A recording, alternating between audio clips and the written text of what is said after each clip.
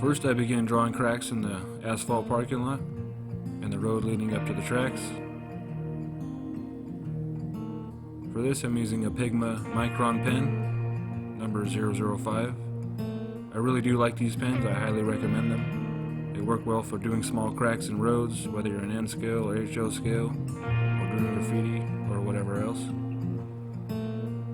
Of course, here I'm just trying to be as random as possible and use my imagination.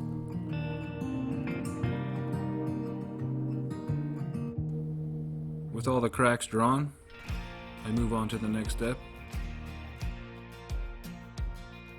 Using some Monroe Models weathering powder, Grimy Black, I begin weathering one of the crossings.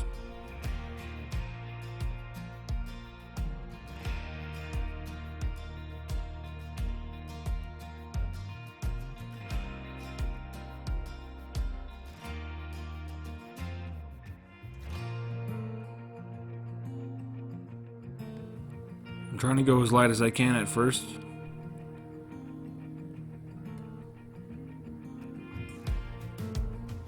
As you can see here, it's going on a little dark, so I use my finger just to smooth it out a little bit and blend it in.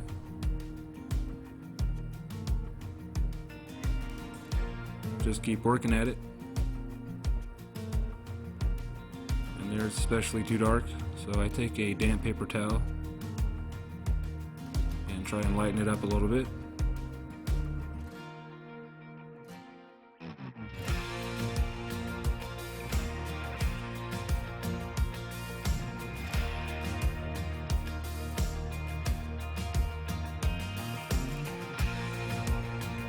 So I keep working my way inwards, trying to be as light as I can, but as you can see, some areas come out a little too dark.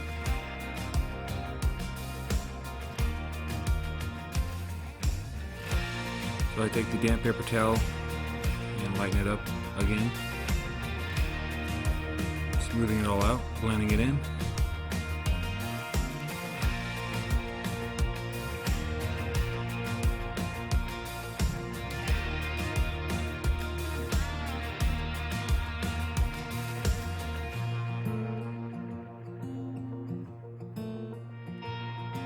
Now I'm really pleased with the paper towel method here, as you can see.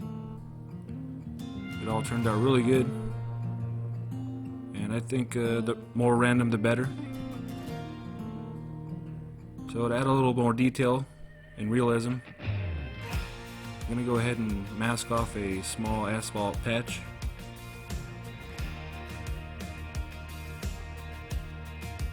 Right in the middle of the parking lot.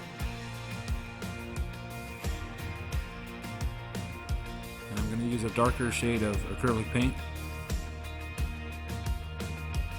to simulate a newer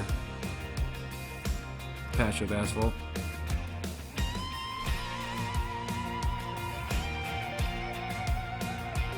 But once that's dry, I peel the masking tape off, and with the Micron pen, I draw some cracks around the new patch.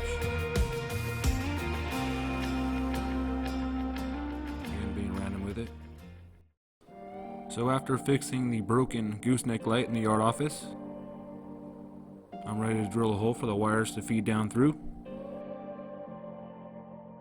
Using a 1/8 drill bit, I go ahead and drill a hole.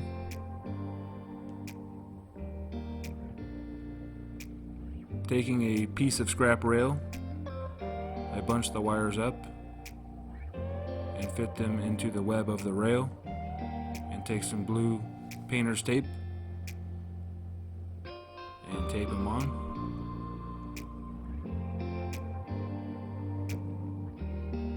Next, I feed the wires and the rail down through the hole, making sure to give it a slight twist as I go down. And I reach underneath to pull the tape and wires off the rail, sliding the rail back up through the hole.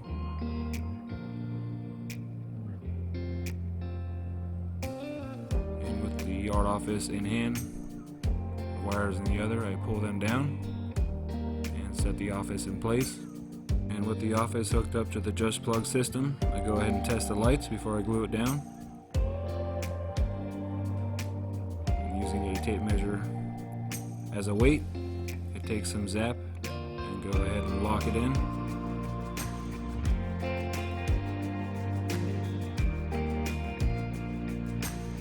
And I do the same with the shed.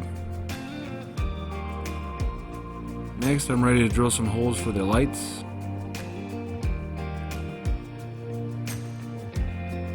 I'm going to install 3 lights using the Woodland Scenics wooden pole lights.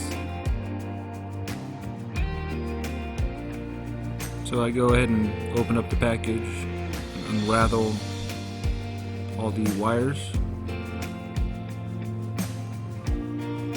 And they don't skimp on the length of the wire either. I think you get about 3 feet.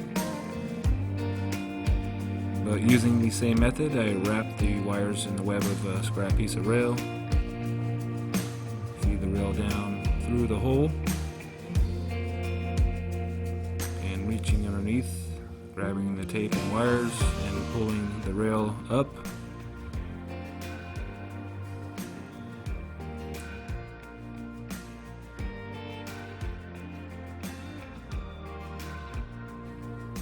And pulling the wires down along with the light and setting it in place. Now the hole is a little bit larger than the light post itself.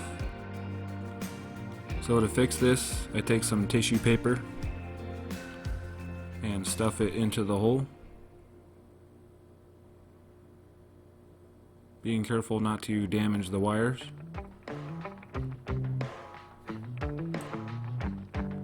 Next, I dab out some glue all in the hole. And gently pulling the wires down through the hole and using the post to push the tissue paper down. I go ahead and set it in place.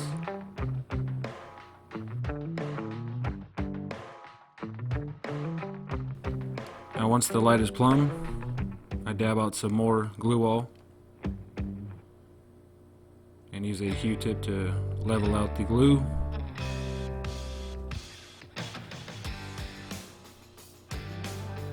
Once dry, I'll come back with some gray paint. Next, we can really see the yard office take shape. I start adding a lot of details, starting with some BLMA concrete K-rails.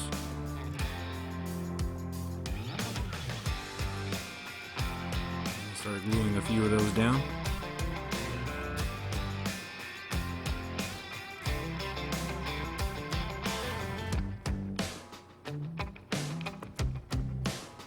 Making sure they're nice and straight.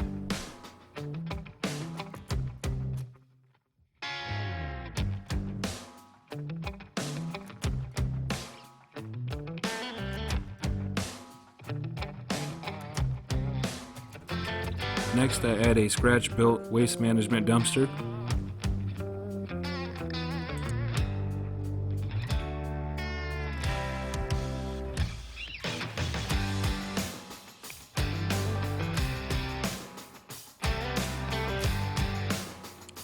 And of course, you gotta have a blue room on any job site. You think Corona's bad? Have you ever had the blue kiss of death? Next, I add a Atlas BNSF company truck. Even though this is a Union Pacific yard. And last but not least, go ahead and glue down some figures.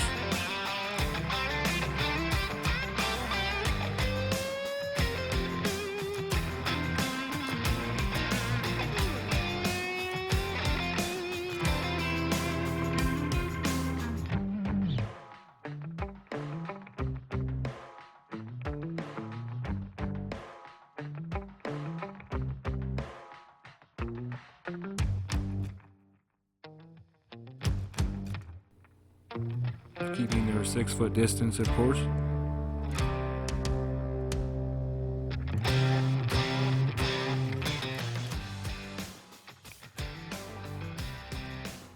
So that's going to wrap up episode 2 and complete the yard office. So make sure and stay tuned for episode 3, where I start a completely new project, which is a lot larger than this, and you don't want to miss it. So I want to thank you for watching. Hope you enjoyed it. Make sure and stay tuned for episode 3 on building a scene. I'll catch you on the next one.